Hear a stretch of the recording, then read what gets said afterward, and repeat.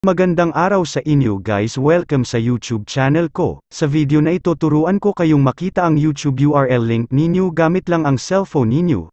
Pero bago yan guys, paki-support naman po by like at subscribe, para parati kayong update sa mga bago ko pang upload. Maraming salamat po.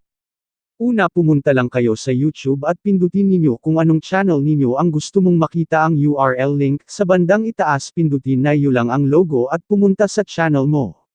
Dito makita mo ang tatlong dot sa itaas, pindutin lang ito at piliin ang share, at lalabas dito ang pagpipilian mo, pindutin lang ang copy link.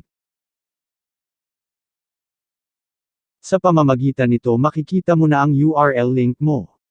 Pwede mo din ma-share ang channel mo sa pamamagitan nito. Try din natin e-search sa YouTube gamit ang URL na nakinopya mo. At dyan lalabas ang kinopya mong channel. Hope nakatulong sa inyo ang video na ito. Maraming salamat sa panunood. Huwag kalimutang mag-subscribe at like.